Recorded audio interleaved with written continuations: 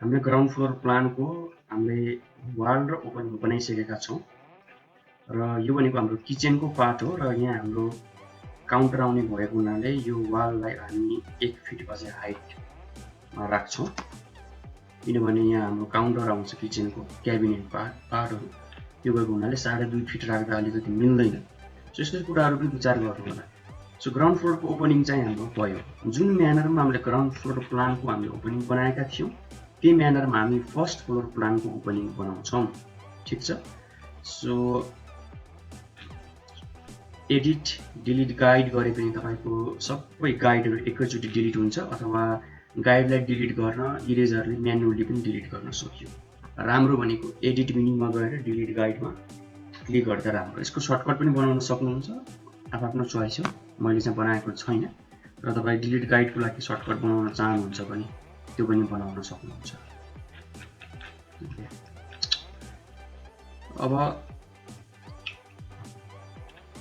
पहिला हामी एउटा यो कर्नर टु यो कर्नर मैले रेक्टेंगल बनाएँ फेरि यो पोइन्ट टु यो पोइन्ट अर्को रेक्टेंगल बनाएँ अनि त्यसलाई इरेज गरेँ र पेन्सिलले पनि लाइन तानेर गर्न सक्नुहुन्थ्यो ओके सो अनि अफसेट गरौँ वाल थिकनेस हाम्रो 9 इन्च प्लानबाट पनि हेर्न सक्यो अथवा सेक्सनबाट पनि हेर्न सक्यो त्यसपछि म बिचको फेसलाई इरेज गर्छु ओके अनि यिनीहरू हाम्रो आउँदैन सो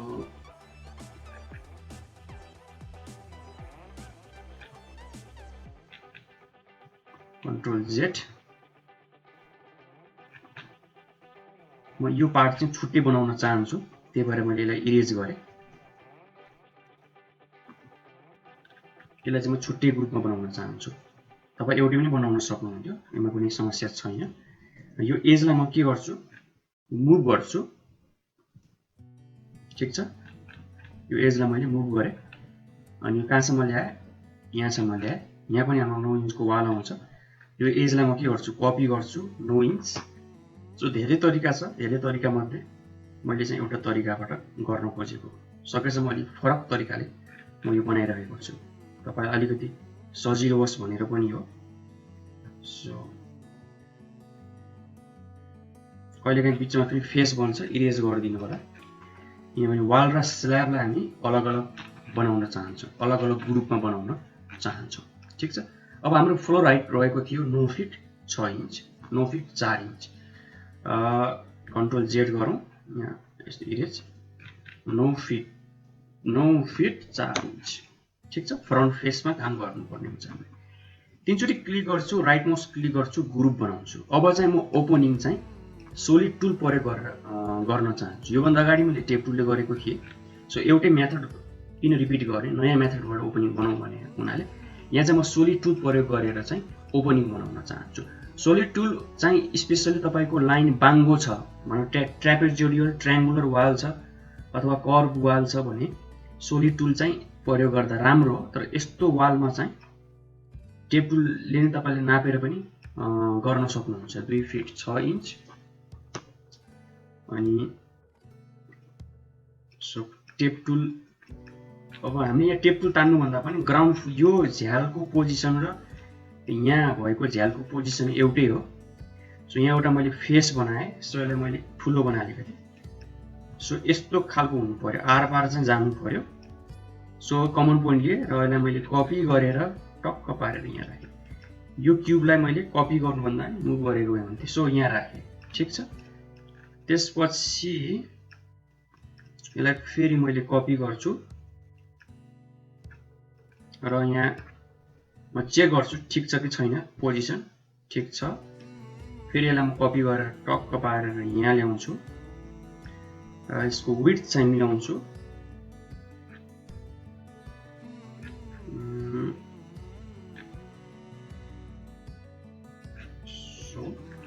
तर यो 2 फिट 6 इन्च छ यो चाहिँ अझै 1 फिट माथि जानुपर्छ अनि अरु ओपनिङ हाम्रो कता छ त अरु ओपनिङ हाम्रो यहाँ छ यो तपाईँ यहाँबाट पनि एउटा फेस बनाउनुस् ग्राउन्ड फ्लोरको सहायता लिइरहेको छु तपाईँ ग्राउन्ड फ्लोरलाई नै कपी गरेर माथि राख्न सक्नुहुन्थ्यो। धेरै तरिकाहरू छ है। सो मैले धेरै तरिका मध्ये एउटा तरिकाले सिकाएको मात्रै हो। ओके, सो अब यो पनि सोलिड, यो सोलिड, यहाँ कुनै झ्याल आउँदैन। स्टेयरकेसको पार्टमा लामो झ्याल आउने भएको लास्टमा गर्न चाहन्छु। सो यहाँ पनि सोलिड टुलै प्रयोग गरिदिउँ। यसलाई कपी गरेर मैले टक्क पारेर यहाँ राखेँ। हेर्नुहोस् है, कन्स्ट्रेन हरियो कलर छ, सिफ्ट की दाबिरहेको छु। एरो पनि दाब्न सकिन्थ्यो अथवा सिफ्ट पनि दाब्न सकिन्छ, आफ्नो चोइस हो। ठिक छ, अनि यसलाई मैले तलसम्म पुस गरिदिएँ। यो त तलसम्म पुस गर्दा नि केही फरक पर्दैन। ओके, सो सोलिड टुल प्रयोग गर्न तपाईँको सोलिड भन्ने टुल एक्टिभेट ट्रेमा देखिनु पर्यो। पहिला सुरुमा सोलिड टुल भनेको यो हो। के गरेर यो आएको छैन भने धेरै तरिका छ यसलाई ल्याउने।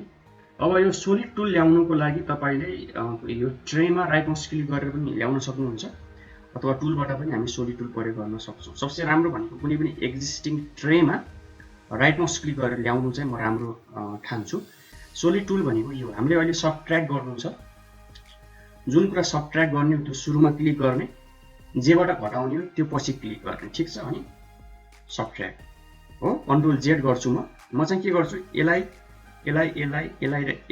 राइट माउस क्लिक गर्छु, मेक ग्रुप बनाउँछु। यो ग्रुपभित्र यो पनि ग्रुप हो, यो पनि ग्रुप हो, यो पनि ग्रुप हो, यो पनि ग्रुप हो। कन्ट्रोल ए गर्छु, राइट माउस क्लिक गर्छु, एक्सप्लोर गर्छु। एक्सप्लोर भन्न खोजेको यो ग्रुपभित्र यो सबै यो होललाई मैले एउटा ग्रुप बनाएँ। ठिक छ, यो मैले घटाउनु पर्ने हो। अनि सिफ्ट की दाबेर यसलाई क्लिक गरेँ, वाललाई, अनि सबट्र्याक्टमा गएँ। देख्नुभयो एकैचोटि सबै ओपनिङ बन्यो। सो योभन्दा अगाडिको ट्युटोरियलमा मैले टेप टुल तानेर ओपनिङ बनाउन सिकाएँ। यो पार्टमा चाहिँ मैले सोलिड टुलबाट चाहिँ सिकाएँ। सो फरक फरक टुलबाट चाहिँ हामीले ओपनिङ बनाउन जान्नुपर्ने हुन्छ। सो किनभने हामीले अहिले यो त हामीले सिधै ग्राउन्ड फ्लोरकै हो, सिधै हामीले कपी गरेर पनि राख्न सक्थ्यौँ। भन्न खोजेको फर्स्ट फ्लोरको लागि तपाईँ सिधै यसलाई कपी गरेर पनि यहाँ राख्न सक्नुहुन्थ्यो। सो ट्युटोरियल हो, सो नयाँ नयाँ टुल सिकाउने मेरो चाहिँ सिद्धान्त भएको हुनाले त्यो भएको। अब यहाँ चाहिँ हामीले सोलिड टुल कसै प्रयोग गर्नु पर्दैन। एउटा लाइन तान्नुहोस्, अलिकति यसलाई माथि तान्नुहोस्, अनि हाम्रो 14 इन्चको बिम यहाँ रन हुन्छ। सो 14 इन्च टाइप गरौँ।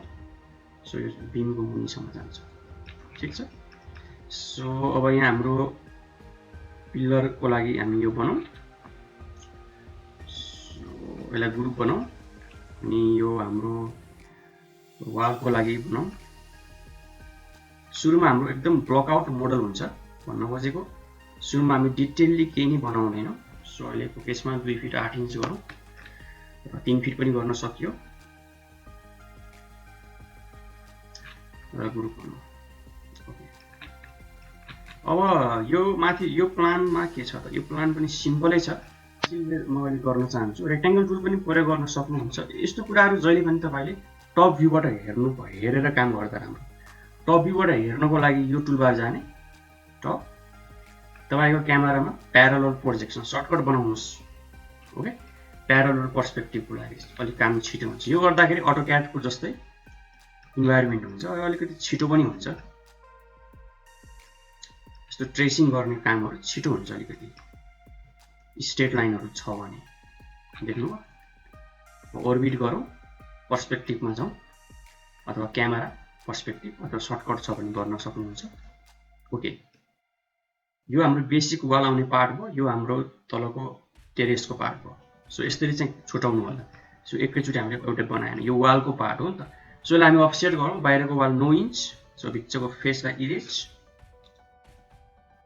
ठिक छ, अनि यसलाई मैले 9 फिट 4 इन्च 3 चोटि क्लिक गर्छु, राइट माउस क्लिक बनाउँछु, ग्रुप गर्न सक्यो।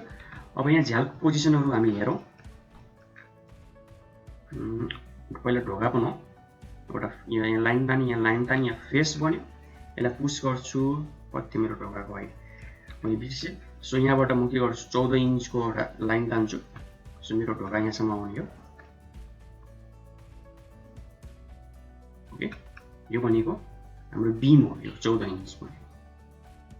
सो ढोकाको हाइट 8 फिट 2 इन्च। सिमिलर म्यानरमा यहाँ हाम्रो झ्याल आउँछ। सो झ्यालको लागि म टेप टुल युज गरेँ, तपाईँ सोलिड टुल पनि प्रयोग गर्न सक्नुहुन्छ। 2 फिट 6 इन्च। ठिक छ, हामी एउटा रेक्ट्याङ्गल तान्छु र अहिले अलिकति पुस गर्छु। वाल थिकनेस 9 इन्च 9 इन्टर गर्छु। सिमिलर म्यानरमा यहाँ टेप टुल आउँछु, रातो कलर छ, सिफ्ट की दाब्छु, जसले गर्दा मेरो कर्सर मैले जता लगे पनि यो रातो कलर नै भइराख्छ। फेरि सिफ्ट की दाब्छु, रातो कलरमा कन्स्ट्रेन हुन्छ, म टक्क यहाँबाट क्लिक गर्छु। मलाई यो फेसमा एउटा रेक्ट्याङ्गल बनाउनु पर्यो। ओके, अलिकति पुस गर्छु 9 इन्च, अथवा योभन्दा अगाडि मैले 9 इन्च पुस गरिसकेको छु। यो फेस हाइलाइट हुन साथ म लेफ्ट माउस बटन एकदम फास्ट डबल क्लिक गर्छु, ओपनिङ बन्छ। सो यहाँनिर हाम्रो कुनै पनि वाल आउँदैन। सो यस्तो हुन्छ कहिलेकाहीँ। सो यसलाई म सर्लक्क पारेर माथिसम्म पुस गरेर छाडिदिन्छु। कहिलेकाहीँ यस्तो फेस बाँकी रहन्छ, इरेजरले इरेज पनि गर्न सक्यो। ठिक छ, अब यहाँ हाम्रो 9 इन्चको वालहरू आउँछ। सो यसलाई के गर्ने, पुस गर्ने। ठिक छ, सो म यो प्रकारको पिलरमा बनाउन चाहन्न, किनभने बाहिरको एक्सटेरियर बनाउँदैछु।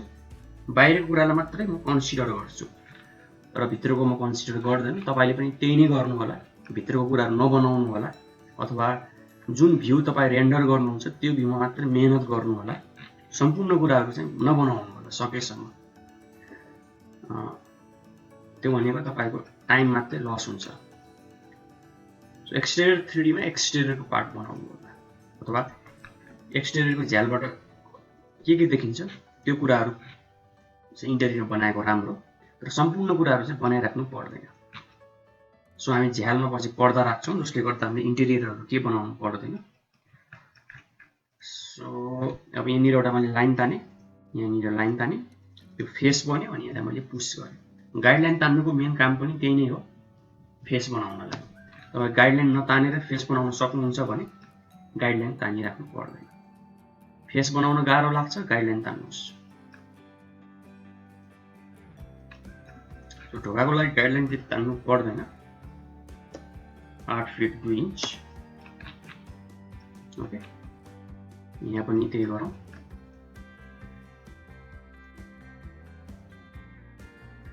आठ फिट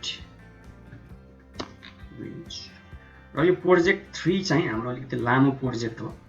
यसमा चाहिँ हामीले अटोक्याड ड्रोइङ गऱ्यौँ, फ्लोर प्लान गऱ्यौँ, त्यसपछि हामीले त्यो गरेको फ्लोर प्लानलाई लिएर स्केचअपमा 3D बनाउँदैछौँ। र यो 3D बनाइसकेपछि हामी एलिभेसन एक्सपोर्ट गर्छौँ अटोक्याड। सो अलि लामो प्रोजेक्ट हो यो चाहिँ। ओके, अरू के छुट्टी चाहिँ हामी पछि बनाउँला। बेसिक चाहिँ हाम्रो बन्यो। सो यता पछाडि पार्ट चाहिँ बनाउन बाँकी रहेछ। सो टेप टुल लिनु होला, अनि टक्क पारेर पछि तपाईँले काम गर्दै गयो भने यो अटोमेटिक हरियो लाइनमा आउँछ। तपाईँले त्यो सिफ्ट की दाबिराख्नु पर्दैन, अटोमेटिक हरियो नै हुन्छ। सो कर्सर, किनभने सुरु हामी कर्सर अलिक बाङ्गो लग्छौँ, त्यही भएर यो कन्स्टेन्ट हुँदैन हत्तपत्त। त कलर चाहिँ सकेसम्म विचार गर्नु होला टेप टुल हुँदाखेरि, किन हामी 3D स्पेसमा हामी काम गरिरहेका छौँ, अलिकति कन्फ्युजन हुन्छ। सो यो 8 फिट 2 इन्च, 8 फिट 2 इन्च र यो 2 फिट 6 इन्च। ठिक छ, सो एउटा रेक्ट्याङ्गल बनाएँ, यहाँ एउटा रेक्ट्याङ्गल बनाउँछु, यहाँ पनि एउटा रेक्ट्याङ्गल बनाउँछु, तर यो चाहिँ किचनको पार्ट हो।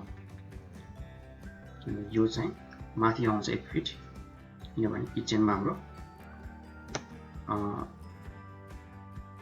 काउन्टरहरू र क्याबिनेटहरू हुन्छ।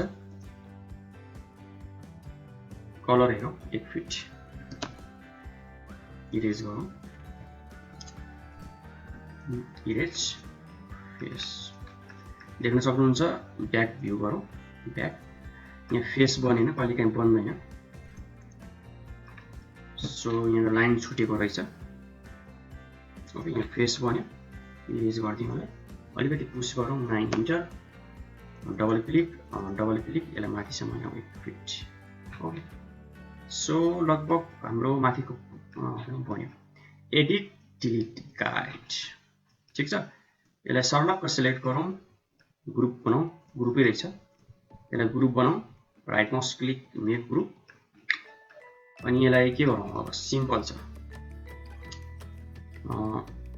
सिफ्ट कि दाबे अनि यसलाई कपी गर्ने है किन कपी गर्ने एकछिनमा भन्छु कपी गर्दा चाहिँ अलिकति फाइदा होला जस्तो लाग्यो केही कुरा तपाईँको यहाँ छुटेको छ भने सपोज यो कुरा छुटेको छ बनाउन तपाईँले यहाँ बनाउनु भयो यहाँ फ्लोर प्लान छ हाम्रो अब यसलाई तपाईँलाई यहाँ राख्नको लागि सजिलो छ कमन पोइन्ट लिने अनि टक्क पारेर यहाँ राख्न सकियो नि त ओके गरेर तल ल्याउँ पिल्लरलाई कपी गर्ने भन्दा पनि यसलाई पुसै गरौँ हामी कपी पनि गर्न सक्नुहुन्छ पुस पनि गर्न सक्नुहुन्छ त्यस्तो हार्ड एन्ड फास्ट रुल केही छैन यसलाई कपी गरौँ ठिक छ यहाँ अलिकति डिजाइनहरू हामी पछि गरौँला